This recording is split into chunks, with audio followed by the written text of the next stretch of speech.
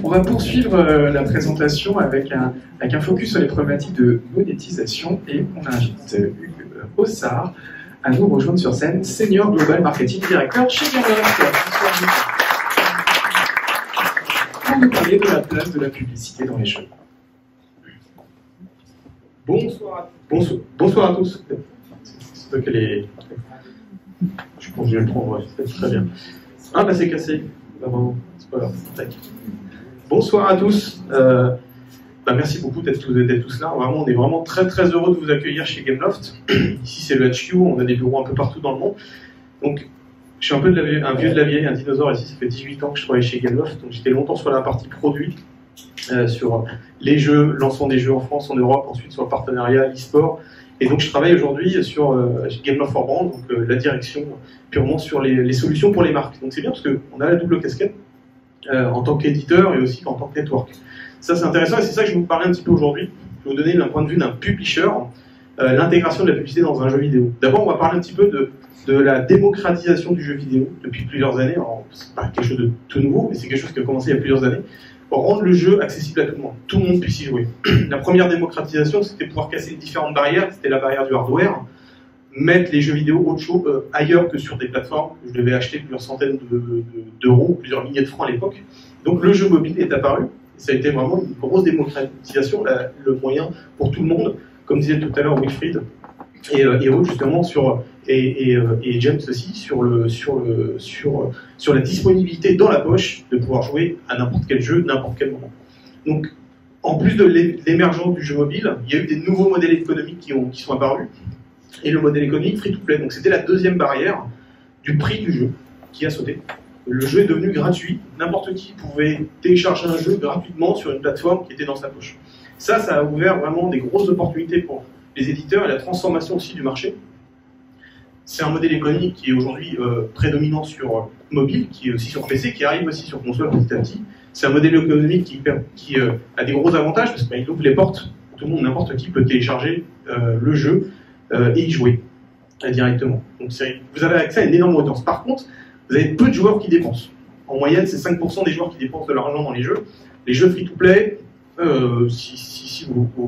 j'explique un petit peu ce que c'est rapidement. C'est un jeu gratuit au téléchargement et après vous avez des microtransactions dans l'expérience pour améliorer l'expérience et l'adapter à la façon dont vous allez jouer. 5% des joueurs, donc 95% des joueurs ne dépensent pas. Donc, en tant qu'éditeur, il y a un moment il fallait trouver un moyen de dire comment je vais monétiser ces joueurs. C'est là que la publicité est arrivée, notamment chez Gameloft et chez les éditeurs, monétiser ces audiences. Alors c'est super, c'était une opportunité aussi pour nous de dire on a une grosse audience, on va le monétiser avec la publicité, mais c'est un métier qu'il faut apprendre. Et en tant qu'éditeur, nous, le cœur de notre métier, c'est de faire des jeux déjà. Il faut protéger l'expérience du joueur. Comment le faire? Quel est le challenge? C'est comment intégrer de la publicité dans un jeu sans détériorer cette expérience. Comment l'intégrer directement? Et c'est là qu'on a eu cette approche d'enrichir l'expérience du joueur, ne pas la nier, parce que pour nous, si on détériore l'expérience du joueur, c'est très simple aujourd'hui de supprimer l'application depuis son mobile. Et après, nous, ça coûte très cher d'aller recruter ces joueurs-là. Donc il faut absolument qu'on les garde. On ne peut pas se permettre de faire une expérience qui est mauvaise. Donc on est parti vraiment sur la solution, comment on va pouvoir enrichir cette expérience avec la publicité. Et aujourd'hui, ce qui est intéressant de voir, c'est que avec tout ce travail depuis des années, aujourd'hui, l'intégration de la publicité, comme on a pu voir avec Wilfried et Aude, c'est quelque chose qui se fait dès la conception du jeu. Au moment où on pense le jeu, au moment où on le développe, on pense déjà comment on va intégrer de la publicité dans le jeu, à quel moment on va pouvoir le positionner pour pouvoir proposer la meilleure expérience pour les joueurs et la meilleure expérience pour la marque également, ce qui va fournir les meilleures performances pour la marque. Donc il y a plusieurs stratégies d'intégration, des intégrations contextuelles de la publicité dans les jeux. Donc ça c'est vraiment dans le gameplay. Quand vous jouez à un jeu vidéo à des moments donnés de l'expérience de jeu, la marque va pouvoir prendre la parole, pousser un message et elle va apparaître comme un compagnon de l'expérience. Et après, vous avez des intégrations plutôt innovantes, natives, on appelle ça. Vous avez des expériences qui, elles, vont enrichir l'expérience en apportant soit du nouveau contenu, soit en apportant de la crédibilité de l'expérience. Alors, si vous jouez anciennement FIFA, à Football Club 24, donc FC24 aujourd'hui, vous voyez, il y a des pubs le long du stade.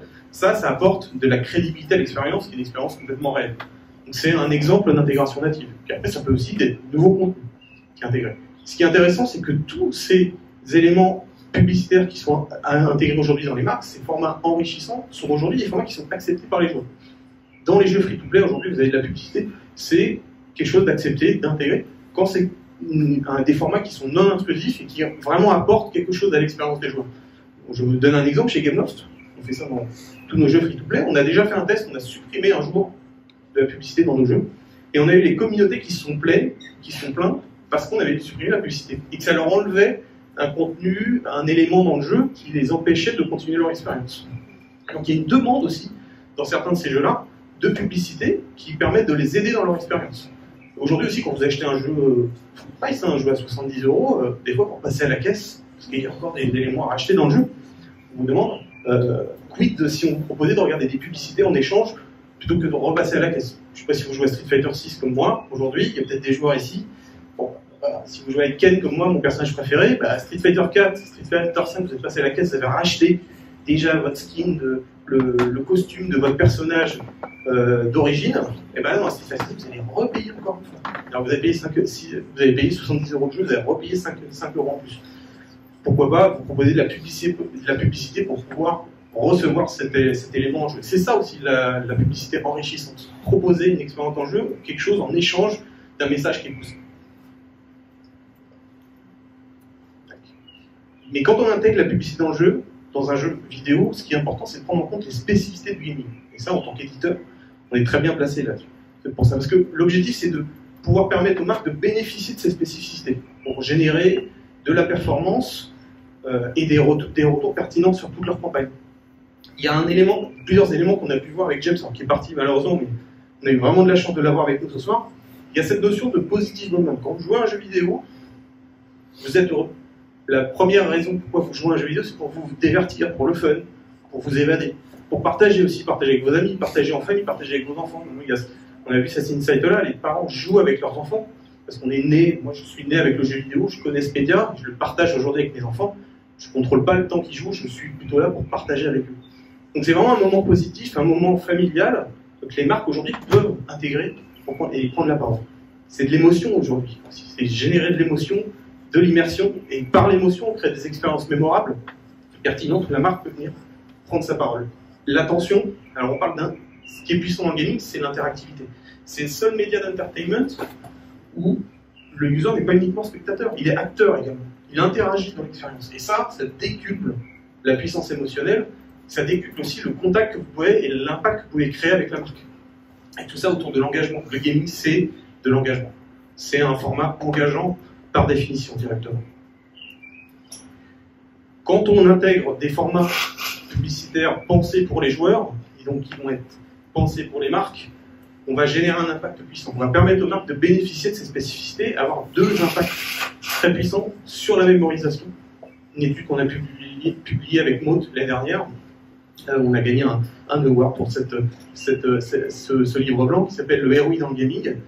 On a mesuré justement des impacts sur la mémorisation de 49% sur l'échelle de Morgenstein, très très puissant, et aussi sur l'affect. On va plus loin que sur la considération dans le gaming, c'est la puissance émotionnelle. Les positive emotions qu'on génère dans le jeu vidéo, on peut avoir un impact directement sur la marque. C'est ce qu'on a mesuré quand vous faites de la publicité dans le jeu. On voit une évolution de l'affect, de la likability pour la marque avec ce type de format. Donc tout ça, ça en fait vraiment un média aujourd'hui. Il faut le voir comme un média. On voit dans le gaming plusieurs types de solutions, des opérations spéciales, beaucoup d'opérations montent dans des jeux comme Fortnite, ce type d'opérations qui sont pertinentes, qui sont des opérations plutôt tactiques. Il faut voir le jeu vidéo comme un média qui est complètement fragmenté. On l'a vu tout à l'heure, 700 jeux mobiles par jour, nouveaux jeux. 14 000 nouveaux jeux par an sur Steam. 750 jeux console. C'est énorme. Donc c'est plein de jeux, plein de plateformes, plein de communautés différentes. Donc quand vous choisissez un jeu, une opération sur un pays donné, vous allez créer une opération tactique qui va jouer sur l'affect. L'avantage, c'est qu'aujourd'hui, le gaming, c'est vraiment un média qui est structuré. Depuis des années, Gameloft fait ça depuis presque 10 ans. Un média qui est structuré, qui est sécure pour les marques, complètement safe, il n'y a pas d'UGC, il n'y a pas de User Generated Content, il n'y a pas d'adblocker, ça c'est super.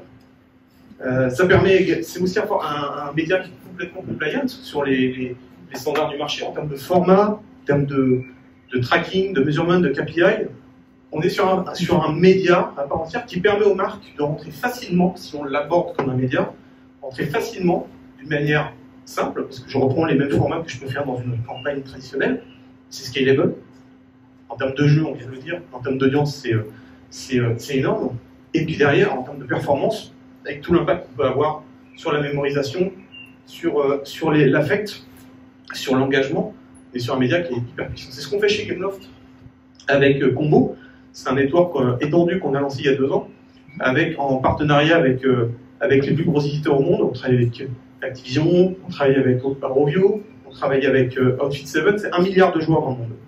Et aujourd'hui, on propose dans ce network-là, justement, différents formats, des formats standards, on va avoir des formats vidéo, on va avoir des formats aussi interactifs qu'on développe en interne. En tant qu'expert de jeux vidéo, nous, l'engagement, c'est vraiment le cœur de notre métier. On l'a vu avec Wilfried, on l'a vu avec Aude, avec ses créateurs aujourd'hui, on bénéficie de ça, de ces 24 ans, parce qu'on a été créé en 2000, 24 ans de savoir créer des expériences fun, engageantes pour les joueurs, pour les utilisateurs. On met ça à disposition pour les marques avec des formats médias.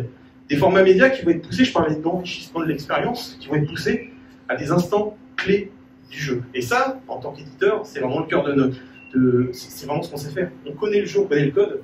Wilfried, vous voyez comment ils développent le jeu, à quel moment ils vont le faire quand ils travaillent la monétisation. Donc on sait à quel moment on peut pousser un message. Pour que la marque apparaisse plus comme un compagnon de l'expérience, avec des formats qui sont opt-in, je choisis de le voir ou pas, et un format qui va m'apporter quelque chose.